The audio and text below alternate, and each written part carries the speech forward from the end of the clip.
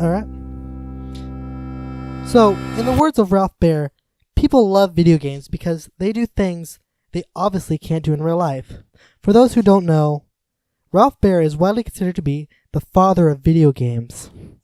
He is credited as the primary inventor of the Brown Box, which was the first working multiplayer and multi-program video game system, also known as the Magnavox Odyssey. Well, today we are asking the question, why do we play video games? I'm joined by my adventurous co-host, Casanova. Hello. And from special guest, Jesu. Hello. And Giuseppe. Hey guys, what's going on? Nice to be here. Thank you for having us. From the YouTube channel GamePhage. They are a small up-and-coming gaming channel. But before we get into this, why don't you tell us a little bit about yourselves and your channel? So we started up our channel about a year and a half ago. I would say about a year. About that. We just like playing games. We've always been gamers, and we eventually, it's what we love to do with, as far as friendship kind of things, go together. We absolutely love doing just playing games and all types of games and whatever, just doing it together as friends. And we've always had a really good time, and we thought that we'd bring it out to the masses and see what we can do with it. We love doing it, so it's easy for us to just get this stuff kind of get it going, And so that's why we do it. It's just a lot of fun for us, and we like to just have fun and laugh. And Awesome. Check out GamePhage, link down below. And we did a video with them on their channel, so please check it out. So, why do we play games? I mean, it's an escape from reality, honestly. I mean, everyone's got work and school and kids and all that, and you just kind of want to, I guess, escape. That's why I personally play. Yeah, I 100% definitely agree with that. I think it's great to relieve stress and just do things you can't just normally do in real life, even if it's, say, even a simulation of something that is based off of something people do in real life. It may be out of reach to certain people, and it's almost like you get to explore areas and see stuff you haven't seen, also that you've liked to see. I think that's another big component. Yeah, I think a big part of why we play video games is that it connects people in a way that normally we don't get to see. I feel like that, especially nowadays more than ever with the multiplayer games with Fortnite, which is really big right now, as well as some other ones, you get this new type of connectivity that you've never been able to experience before. You're able to play with complete strangers. You're able to go beyond the limitations of our reality into a whole new world and be submerged with people you normally wouldn't even see, hear, or talk to. And you do it in such a way that you're able to connect with them in this new type of way through the game. Yeah, I mean, it's always, I don't know, I mean, because I've been gaming since the Sega Genesis, and when I didn't finally get online till the PS3, and ever since then, I haven't really looked back too much, but there are times where just playing online is just not worth it. so we play a lot of multiplayer games. I mean, what kind of gaming are you guys normal like gamers types, or do you guys just kind of casual gamers? Because there's a difference between just people who just come on to play for a couple hours a day or maybe a couple hours a week, versus the people that play 40 hours a week and try and actually do money like off of Twitch and stuff, who play all day every day. Thinking of, like you just brought up, Fortnite, and with how crazy popular that's getting, I would say what do you feel like would be a better type of game to get into? Something that is crazy popular, or something that's just kind of whatever for whoever? I mean, based off of your guys' experience, what do you guys think would be the better games to try and get into?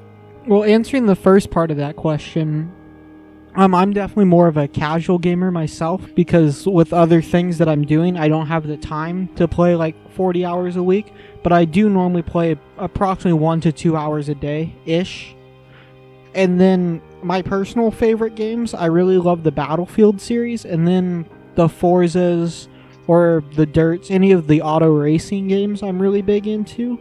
And then for games for people to get into, I would just go for a game that appeals to them and their interest, and whatever you feel appeals to you the most and your interest type. I would go with something of that sort because it'll probably suit you fairly well. Right. As for me, I but definitely, I used to be more of a career type gamer where I played a lot, especially when I was younger. I would play for 8 hours a day if I can, but anymore with work and school and all that, I maybe play 2 hours a week, if that. Ugh. You gotta step up your game. You gotta get those numbers up. I just moved. Yeah, I just moved into a new house, and I actually have a game system hooked up for the first time in a while, like an actual game system hooked up for the first time in a while. Nice. Oh, nice. Yeah, we've been kind of all over the place throughout our career in gaming, I guess, from when we first started all the way up until now. We're big Battlefield players too. I wouldn't say big. I mean, that's our game of choice when it comes to that military style multiplayer game. Battlefield is always our game of choice. We played Call of Duty back when it first came out, like COD Modern Warfare when that first came out.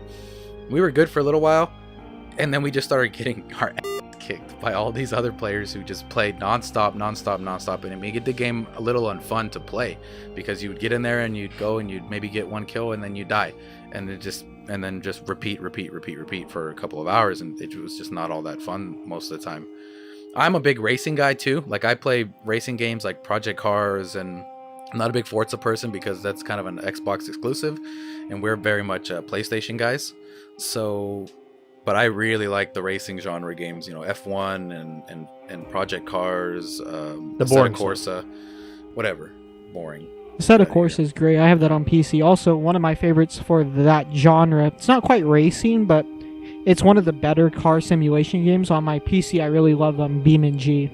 BeamNG is absolutely it's just such an enjoyable game. Yeah, we'll definitely have to check it out. See if I can do anything, because with these sim games, they're really hard to get into because I use a racing wheel. I don't use a controller because I feel it's a more immersive experience when you use a racing wheel for these kind of games.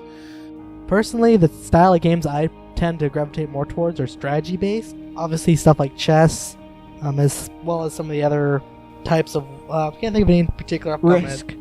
Risk. I'm a very big Risk player. Oh, so you like board games and stuff?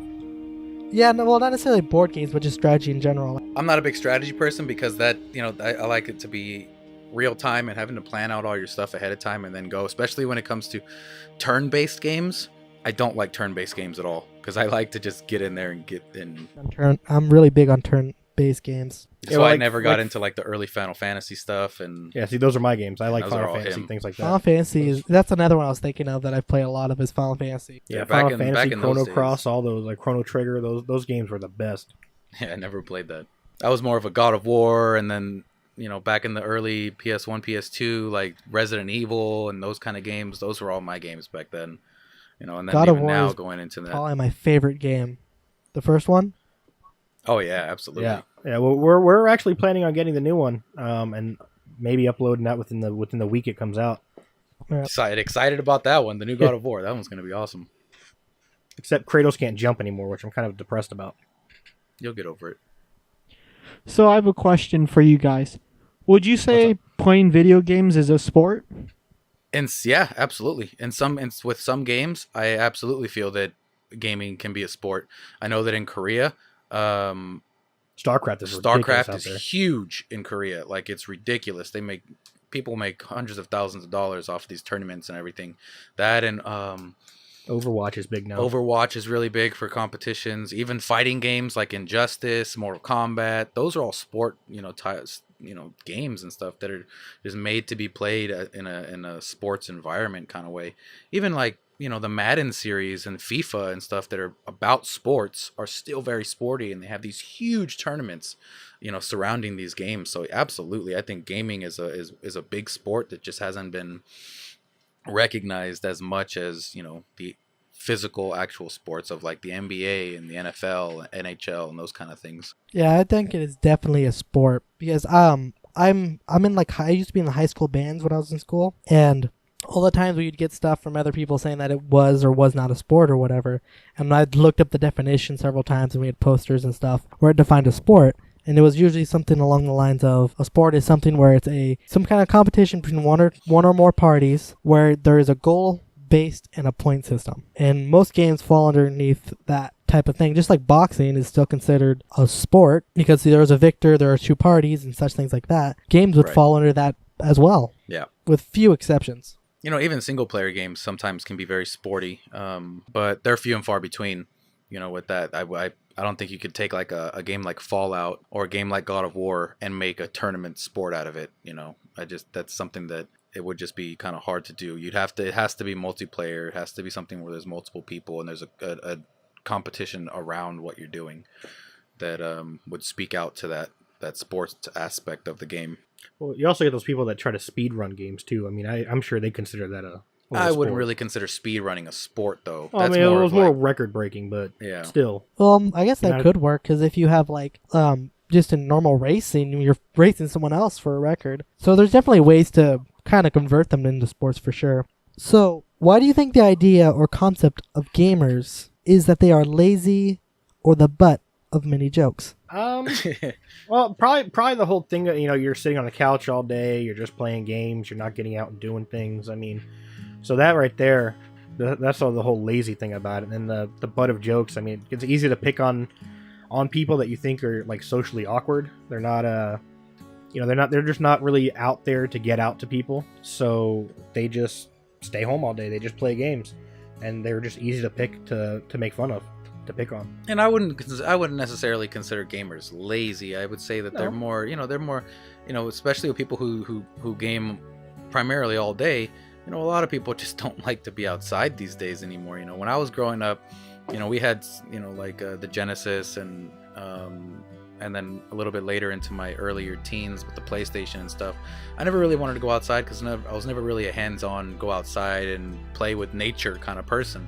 You know, so I always wanted to be inside where it was nice and cool because I love being in cold weather, you know, and yet we live in Florida, you know, but I think that the laziness bit of it is just more of like you're trying to find something to do where you don't have to, you know, go out and be in the world, you know, where you're just not very comfortable kind of thing.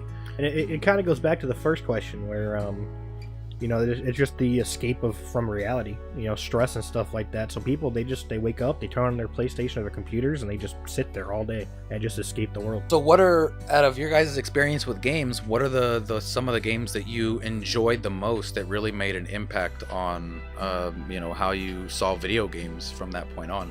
Well, probably one of the first games I got into was actually a NASCAR game on GameCube. I believe it was NASCAR 1998, and I was playing that game, and it was like 2007, I think.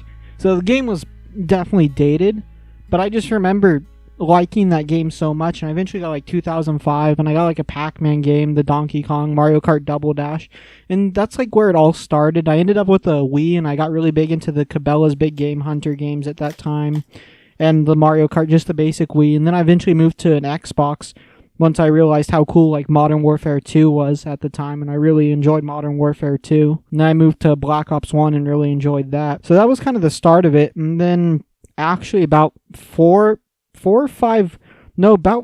years ago now, I played Forza 4, which is the first like real racing game I played, and I absolutely loved the game, and that started with racing, like I started my liking for racing games. So then I moved and went to like the Dirt series, and I love those and the games of that sort. That's kind of how it started for me. Yeah, as for me, probably first started when my brothers brought home a PlayStation 2, and got addicted to that and was really into video games. And when I got really into that, I had a cousin who owned and collected a lot of older vintage video games, stuff like NES's, Sega Genesis, Magnavox Odysseys, stuff like that. And I would play a lot of those and got really addicted to those and played a lot of those for a very long time. And then I'm actually an amateur musician. And as I started doing more and more music, I just got away from playing as many video games. It just I can relate to that. I play guitar, so I know how that can be. That stuff just eats away your time in a really good and positive way, though. You know, because the guitar is a huge stress reliever. I think it was a kind of a good trade. Oh yeah, it's a good time. Heck, that's what we did before we contacted you guys. We were screwing around on guitar. Do you feel that freemium games have dilapidated the market and forced game developers to sell half-baked games, or is this the doing of another hand? When you're referring to freemium, are you referring to the free games that come out on like mobile gaming, or like games like Fortnite that are free but have a ridiculous amount of stuff that you can buy inside of the game, like microtransactions and stuff like that? I think I think with that, it's going to be a little bit of both, but I think it would be a little bit closer more towards, I think, the Fortnite thing. Okay. Yeah, it's ruined the market. Yeah, I mean, I feel like the free games. I mean, for Fortnite, it's been doing wonders. The game, I think that in games can specifically with Fortnite, there's the what is that other one? PUBG. Right now, where that one's like $30 right now on Steam, which they're kind of the same game almost, but I feel like this one, the free Fortnite version on the consoles, that one's just kind of taken over because of first it's free and it's got a huge base of gamers, and if you want to pay, you can pay to get more stuff and whatnot, or you can grind the hell out of the game and just get everything else. But those kind of games, they don't really pick up speed very well, because there was a game that came out on the PS4 when it was first released, that ninja game, what was it called? Oh, you talking about Absolver? Well, no, the Absolver is another one, but that one's not free. I'm talking about the one. It was one of the PS4 release date games. I have no idea. I have no clue what game you're talking about. Whatever. The game came out free, and it's still out, and it has taken up a lot of development time for these developers, and it's really kind of only just now starting to pick up a little bit of speed. I'm hearing about it a little bit more and more. Oh wait, Warframe. Warframe. There we go. That's the one. Warframe. And it's got a really good design feel to it, but when I first played it, just the sheer amount of grinding you had to do without spending money was just so overwhelming. You play the same level over and over and over and over and over again just to get like a sword or something. It didn't make any sense, and it was really hard to play those games for a really long period of time. Fortnite does a better job of it because it's round based. The development is it's got a really big development backing to it right now, especially with how popular it's getting. But as far as selling half-baked games, I feel like they're not really half-baked. They're just, sometimes they're not always fully realized until later on, because they're just trying to get you a game in their hands, almost like an early access game on Steam or something, where they're trying to get you the game to see what it plays like, see how it's going to do out in the open once they actually bring the full game out. But I mean, smaller games that are free on the phones and stuff like that, those ones are kind of half-baked, because those ones feel like they were done super quick just to kind of get some money. Yeah, I agree with that. With the Warframe thing, I played a little bit, and it wasn't really my style of game, but I understand where you're coming from with saying that. I think it also leads into like there's also those games. They're full price $60 games, and then you have to buy half the game in DLC. Like, I mean, that's just garbage. In my opinion, that's just garbage when it comes to gaming. Oh yeah, I think there's companies that do that a bit more than others too. Like EA, I think is the one that's most recent. Oh, for sure, EA. Their Star Wars game. Like, the game is fun, but if I've got to sit there and spend $300 to unlock all the characters, that's bullshit. Yeah, and even Battlefield 1 with the amount of weapons that were added in DLC and all, I think it was a little much. I mean, Battlefield's kind of been that way, but to me, there should have been more with the base game. Yeah, that was the same with the first Battlefront. The first Battlefront, the Star Wars Battlefront, the first one. Had nothing to it. There was nothing to it. All it was just this really pretty game to look at, and it was really aimed at Star Wars fans, because it was a good game visually. Yeah, I played a little bit of the first Battlefront. It was a beautiful game, but there was nothing to it. You had a few maps, and that was it. You go around and there was no story mode. There was nothing else other than the multiplayer, and you're paying $60 for it. It was like, why? But the game got better as it went along in development, after release. But still, I mean, these games you're paying $60 for, you want the whole game on the day that it releases and not a part of it. Yeah, I agree. What do you guys think about games as a learning tool? Because we were just talking about music and guitar, and there's a game out there called Rocksmith. Guitarsmith or Rocksmith. Yeah, no, Rocksmith Guitar, something like that. It's a cool game. Yeah. Then even going into like Rock Band, Guitar Hero, and those type of games, how do you feel that they're, do you think they're effective learning tools, or games can be effective learning tools for things like that? When it comes to Rocksmith or Guitarsmith, I forget the name of the game, but that one I think is a pretty good learning tool because it teaches you like actual song stuff and you use an actual guitar. When it comes to Rock Band, I don't know if it's quite real enough for that to be a learning tool, but it's definitely a very enjoyable game, and to where it's close enough to where you can jump in and still really enjoy it without having, much skill, to whereas the Rocksmith or Guitarsmith game is a bit more difficult just to jump into and do good in. Yeah, as for me, I think with just games in general that are, the whole goal is to learn, I actually think all games are, to some extent, based around you learning or mastering of some skills. Some of them, like strategy, you learn how to do strategy. Other games, like, say, Battlefront or Call of Duty, it's more you're training your reaction skills. And that's something we've actually seen in studies, that gamers have an insane and ridiculous reaction time that's almost impossible to get, at least from normal day-to-day life. But games that are specifically for learning, I think that it's a great method of doing it, but often the delivery of such is poor. I think a lot of them that they come out that are, hey, we're going to teach you to do something, they come out and they're just not very fun. Yeah. I think there's a lot there that could be done, and I think it's something that should be gone with and furthering with it, trying to get to see where that can be, but it often falls flat on just what it actually is going to do. They just tend not to be fun. They feel like Club Penguin games or something. I feel some games are also a good learning tool in the sense of history. Like Battlefield 1 teaches you some of the important battles and locations and a little bit of the history. And I think that's kind of a cool factor in some games too. You get a bit of history with the game. Yeah, I'm a huge Assassin's Creed fan just because of that. Just because of the history. Yeah, I like the Assassin's Creed games. I think I've played all of them. I haven't beaten all of them, but I've played them all. They were all amazing with just the amount of research they put into games like that. I haven't played the first one. I played all the others. Going back and looking at the first one, the story was really good, but the gameplay really sucks. If you look at how much the game's actually evolved over time. But if you get the chance, I'd say go for it.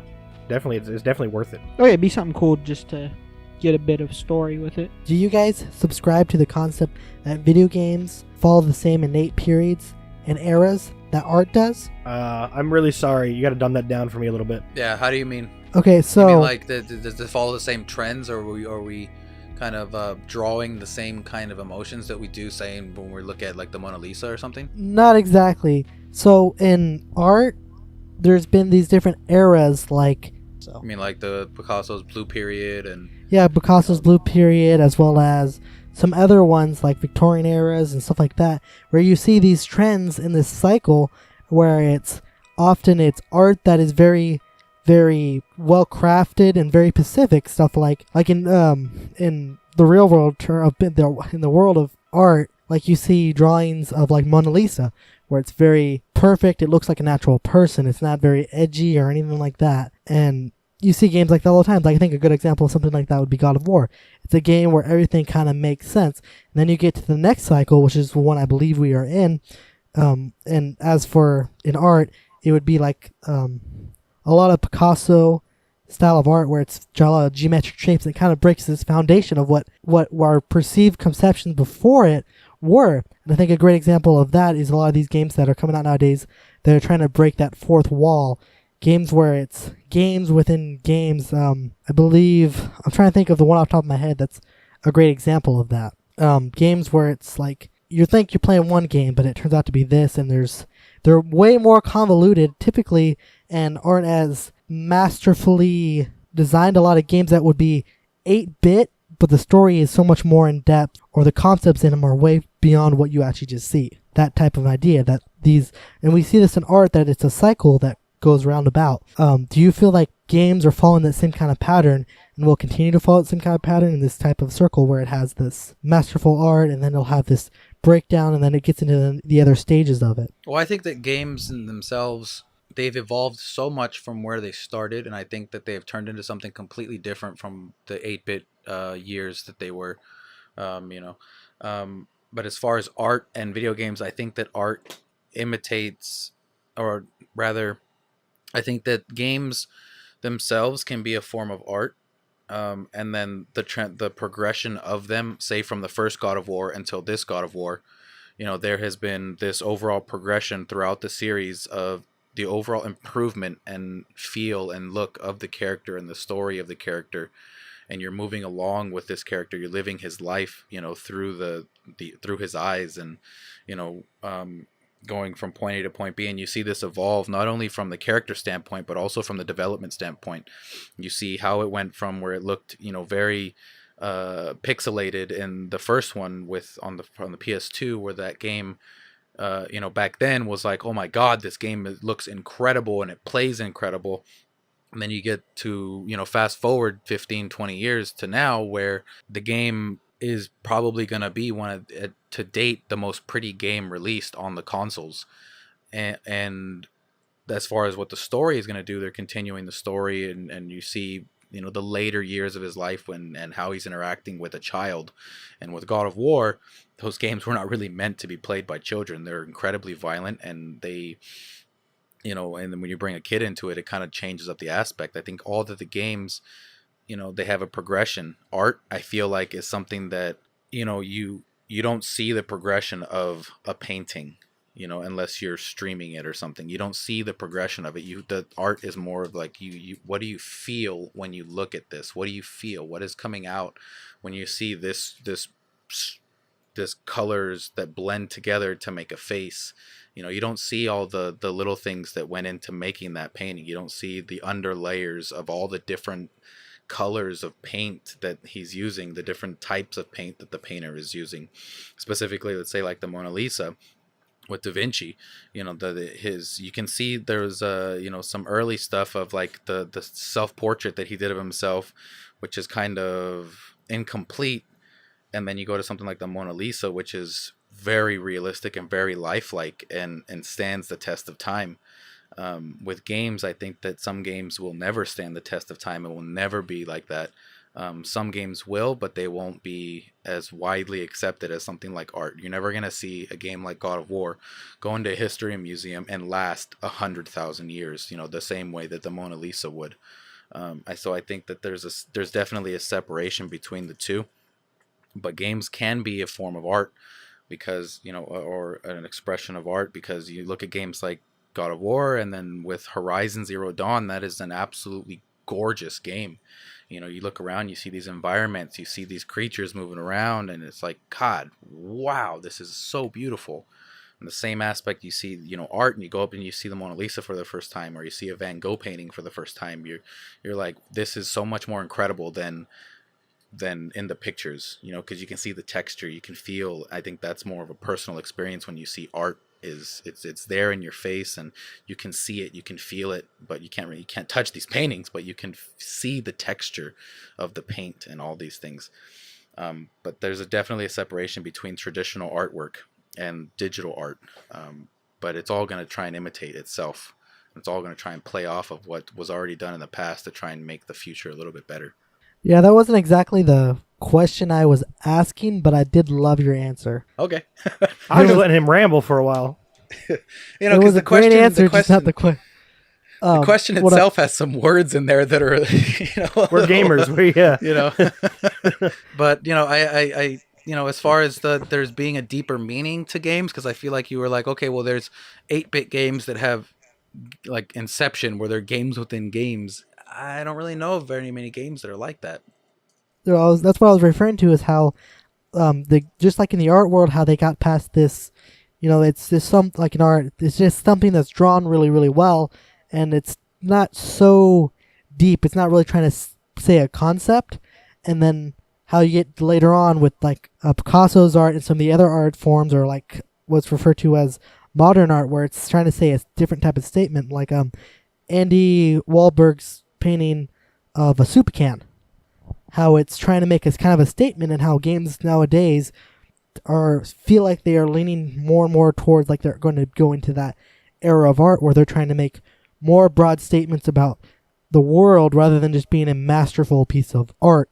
That's something that's really cool to look at, something that's more a statement rather than a piece of art. Yeah, with that I feel okay, and to try and answer that a little bit, I feel like games, because they're story based, even multiplayer games, there's some form of story element, whether you're trying to create it yourself. With art, it's you have one still frame to go off of, one picture to go off of, and that's trying to convey a feeling of maybe today's society. And then games have this whole, they've got hours and hours to tell a story, and then within that story there are different elements that will tip towards what's happening in society.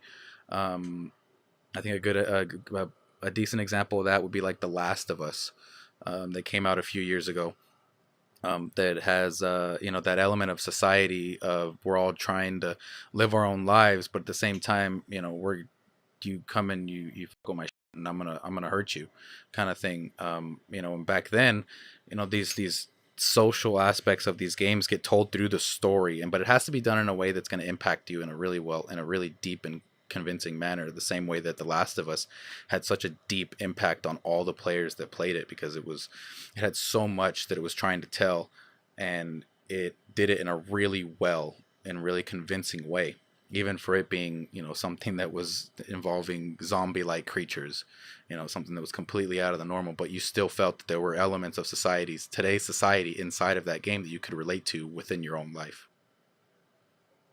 Yeah.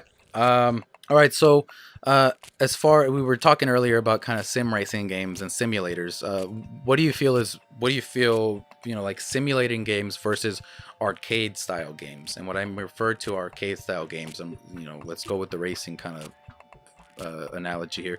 You got the sim games like Forza, which is more simcade almost, which is the simulator, and then you've got things like Need for Speed, which is an arcade style base, or even a legitimate arcade where you go to somewhere to play a game versus staying at home and playing a game on your console. What do you feel is the better trade-off? I've always been more drawn towards simulation games due to the realism. I feel it's, if you're trying to escape and do something you normally don't do in real life, making it something that happens sort of in real life, but you can't really go out and do yourself. It's one way to put yourself as close to it as possible. So I've always really liked simulation games. That's why BeamNG is one of my favorite, due to you have all the electronic controls on the car. You can toggle on and off. If you put the cars in manual, you can stall the cars, and the soft body damage physics is about as accurate as you can get, that I've seen personally. So I've always been drawn more towards the simulation side myself. Yeah, as for me, it depends on what you define as a simulation game. Like games like, would you say Prison Architect is a simulation? I have not played that game. Oh, it's I believe it's listed as a simulation game, so I'll count it for that reason. Okay. And I really, really, really enjoy those games, often a lot more than other ones. It's a strategy simulation game. Is it one of those ones where you kind of have to build, like you have to build something and kind of make something your own? Yeah, you from the ground up, you make a prison. Oh, okay. Well, I can see that being a simulator type game, yeah. Something similar to like maybe Sim City or something like that. Or Yeah, Sims. it's close to that, but it's a lot. Well, I wouldn't say it's more difficult. It's just more open, more in depth and open. Okay. You're allowed to do whatever. You're supposed to be a prison architect, and you kind of like design a prison, and then after you design it and you build it, you have to then run it as the warden. Actually, doesn't sound like a bad game. Yeah. It's pretty cool. It's an 8-bit game, and it's like it's kind of like SimCity, where you kind of oversee it and everything too. You're kind of that omniscient kind of person. I'm your prison god. Kind of. It's kind of the idea. There's another one too. It's Academia, and it's literally called Academia School Simulator. It's basically just kind of a reskinning of the Prison Architect. I'm pretty sure it's by the same people. It's a little, there's some subtle differences. Like it's a different game, but it's more or less a different game mode, in my opinion. But they're both great. I think they're both PC games. I don't think you can get them on anything else. Yeah, we'll definitely try and check them out. See what Yeah, I mean, just because I've never played them before, so we'll definitely check it out. See what's going on with those games. If you like strategy and simulate that kind of stuff, they're really good. It'll probably end up being me that plays it. So, what are your guys' favorite game or games? Because you may have multiple, and why?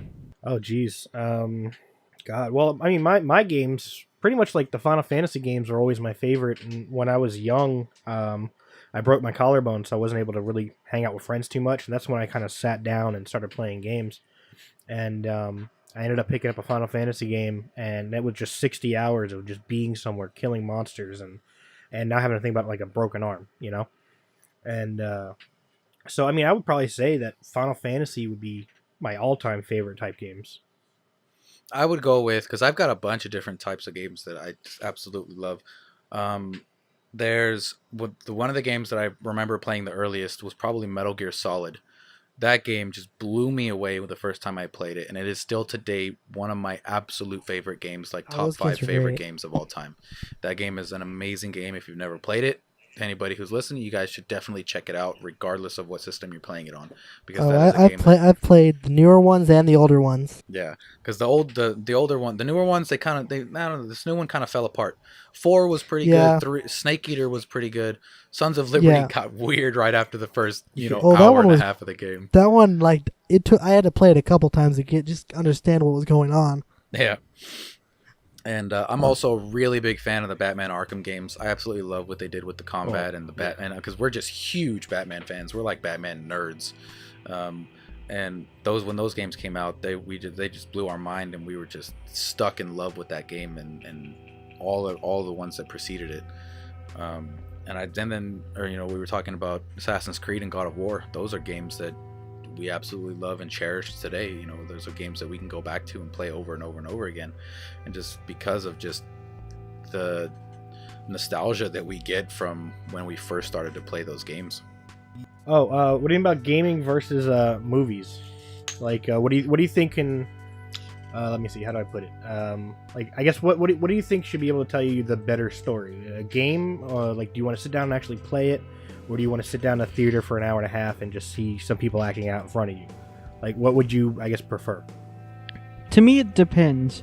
I like movies that have become games, and there's certain movies I think tell better stories than games, and there's certain games I think tell better stories than movie. To me, it's kind of suggestive on the depth and the character depth and how well either is done. So to me, that's kind of it could go either way, personally, in my opinion. Yeah, as for me, I concur with my associate. I think it depends on the story you're trying to tell, because movies and games tell you a story, but in two even though people kind of categorize them the same way, they tell you different stories in very different ways. Through one, you are literally in the shoes, typically, of the main character, and you are the one making decisions, and you typically will spend, just like in a book, you will spend so much more time involved in a game than you would in a movie. A movie can be anywhere from an hour and a half to, there are movies that are 6 hours long. And within that, you get into the two different ways they tell it. One, if you get into movies, everything you see, they put there intentionally in the way they put it, within the contents they want you to see it in. Games, depending on the game, can sometimes be that way, but more often than not, it's more exploratory, that you're out venturing, trying to figure out what they're trying to tell you when it comes to the various different games. And for my favorite, it depends. Me, as someone who makes a lot of short films, we're actually making one on our channel here towards the end of May. I tend to gravitate towards films typically a lot more because they're shorter, but games, there are ones that tell some really great stories that just don't translate well over to the big screen. Like God of War is one we talked about earlier, and that tells the first one tells, I haven't really played the other ones too much, but the first one tells a beautiful story that I don't think would translate well to the big screen, as the bigwigs say, because you don't get immersed in it. You don't actually know the struggle that Kratos goes through. You're there, you are struggling, you're dying, well, you're failing, you're seeing how difficult it is to get past these different stages. A movie can't show you that as well. You watch someone struggle, you're not actually the one struggling. Yeah, I see what you mean on that. Yeah, that's definitely a good point of view on that.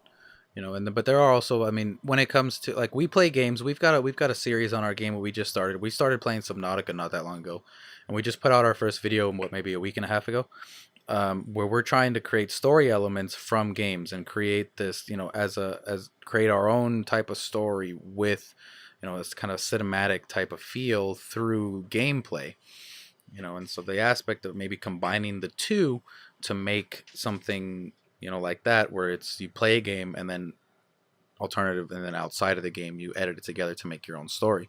Those are cool ideas to play with, and we've been starting to do that, and it's been a lot of fun. And I love movies, I love games, I love all that stuff. They're both excellent ways to tell stories and storytelling, and excellent ways to get you engaged and kind of just escape from the world, escape from the average everyday grind of life. That's what I love most. That's what I love about games and about movies. They're awesome tools to spark that fire of imagination. I actually ended up getting Subnautica pretty recently myself, and I will say it is a good game. It's definitely an in-depth game too. There's a lot to it, but I really enjoyed the game. I wish it was multiplayer. Well, I have to check your guys out. I haven't seen it yet. Yeah, it'd be great if it was multiplayer, but it's not. That's the killer. That'd be a great aspect. So, final thoughts after taking in everything we've talked about today. What has your opinion on this subject at all have changed? So, what are your final thoughts? Why do we play games? I don't really think my opinion's really changed. I mean, you're still mostly doing it to just escape reality. I mean, how many times can you jump to a spaceship and go fight aliens? I mean, it's just an outlet for life. Or jump into San Andreas, or and run people down in cars, blow cars up, and do a bunch of just crazy shit you would never do in normal life. Live a god's life and go kill the Greek gods. While we're on the God of War kick. And then that, and it's all just a way to experience and have a lot of fun with just entertainment. And with friends and things like that. It doesn't have to be story based. It can be something as simple as, the Wii Sports, that gets you involved with games. It really all just kind of comes together to just, we like to have fun, and we enjoy playing games because they give us that feeling of fun and that escape from reality. That's why we play, and that's why we love doing it. Yeah, I think people play games, not just necessarily video games, for a couple different reasons. One's to escape reality. The other one is to challenge themselves to see what they can do. And I think that's the two main categories you typically fall in. Either people that are trying to get out of this life and into another one for a short time, trying to forget about their problems, or those that are trying to challenge themselves and go to an extreme to become the best at whatever game. Doesn't necessarily, like chess is a good example of people that play to become better, as well as countless others. We want to know what your thoughts are on the subject. Please share, like, subscribe, and make sure you check out GamePhage. Let's try to get them some good subscribers. They're hilarious. And I highly recommend it. It's just funny to watch. It's just entertaining. Thank you guys. That means a lot. Thanks. We put a lot of work into our videos, and we really appreciate you guys saying that. Thanks for having us on. It's been a lot of fun talking to you guys. Thank you. It's been fun having you. And thanks for listening.